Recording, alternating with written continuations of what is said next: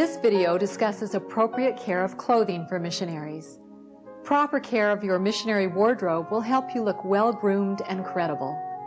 It will also save you time and money, since your clothes will last longer.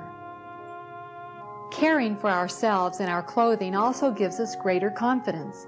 We feel more at ease and are more able to forget ourselves and turn out to others. So a few reminders. Keep your clothes clean and fresh smelling. Launder socks, hosiery, lingerie, garments, blouses, and shirts after each wearing.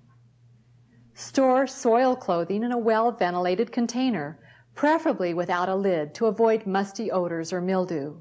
Launder clothing of similar fabric according to color. Darks together, lights together.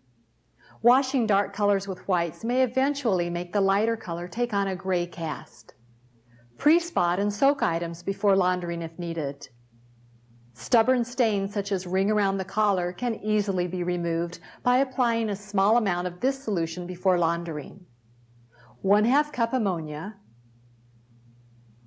1/2 cup Tide, and 1 pint water. Mix well and rub on stains before washing. Remove stains and spots as soon as possible. Powdered spray spot remover for dry cleaning can be purchased to save on cleaning expenses.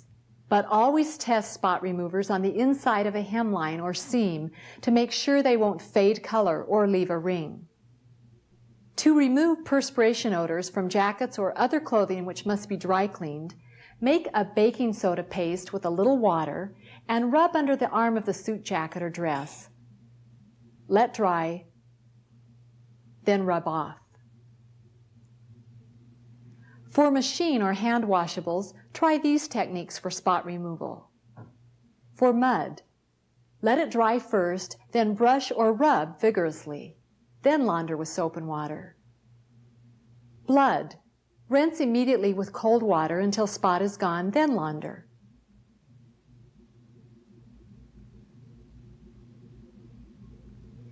Ballpoint pen, use rubbing alcohol or hairspray. Gum. Place ice cubes on the spot, then chip off the gum and launder. Fruit or berry stains. Wash in hot water. Grass stains. Use shampoo or the Tide ammonia water solution. Scorch from the iron. Sponge the spot with peroxide, then launder. For mildew, apply vinegar and baking soda or lemon juice, then place in the sun to dry. When hanging any wet articles after laundering, avoid rusty hangers. Use plastic or wood hangers for drip drying. For sisters, when hand washing hosiery, lay them on a clean towel, roll up the towel, and gently wring. Then hang hosiery to dry. Stockings will dry twice as fast using this method. When washing sweaters or delicate items, use cool water and dishwashing liquid. Dry on towels. Wrinkles in some garments may be removed simply by hanging them near a steaming shower or bath. Always hang up your clothing when you take it off. This will save a great deal of pressing and will make fibers last longer. When hanging clothing in a closet, try not to crowd the items. This will also eliminate unnecessary ironing. To iron a shirt, follow this procedure. Hello, I'm Sister Beeman, and I'd like to show you some tips for making sure your clothing is ironed properly. Remember, even wash and wear items need a touch-up. First, check the label in your clothing to make sure the temperature of the iron is correct. Cottons will need a fairly hot iron. But rayon and silks may be ruined if the iron is too hot, so be careful. Before you turn on the iron, check to make sure there's no soil on the bottom which could get onto your clothing. Then after the iron is hot, test in an obscure spot to make sure you don't ruin your garment. If you feel a drag on the iron, pick it up quickly and adjust the temperature. Spray starch will give a better finish to your ironing.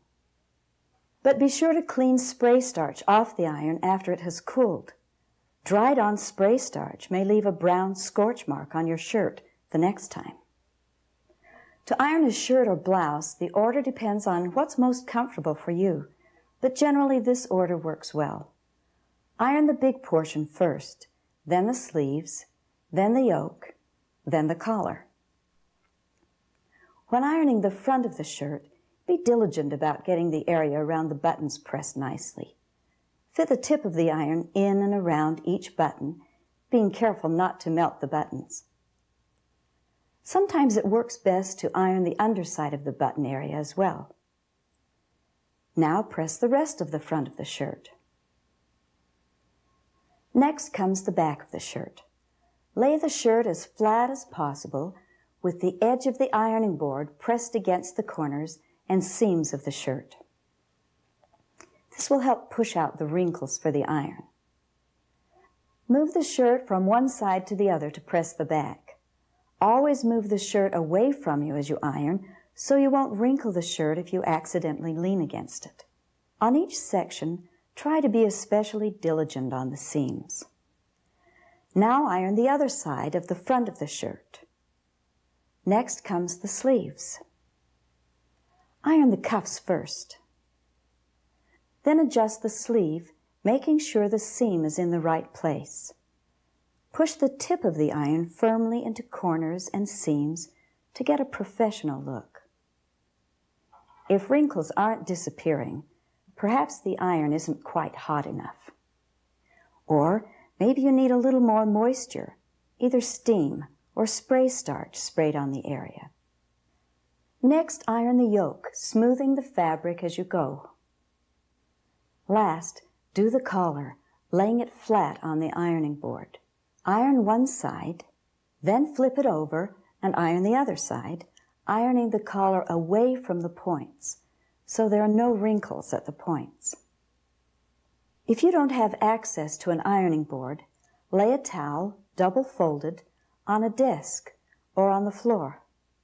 Before ironing, check to make sure the towel is thick enough so heat from the iron will not go through and damage the floor or desk.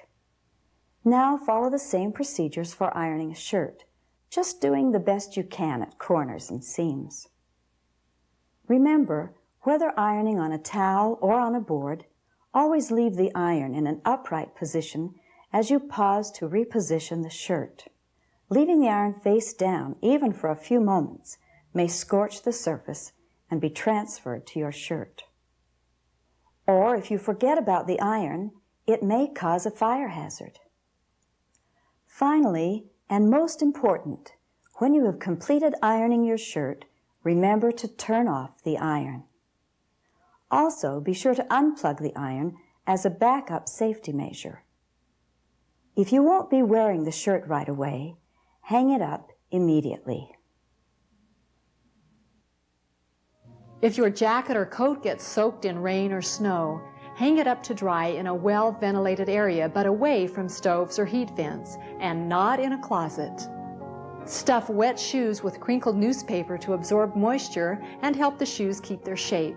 Then dry them away from the heat. Be sure to keep your shoes in good condition at all times. That means keeping them shined and in good repair. Replacing worn-down heels in the early stages at a shoe repair shop can save money and shoes.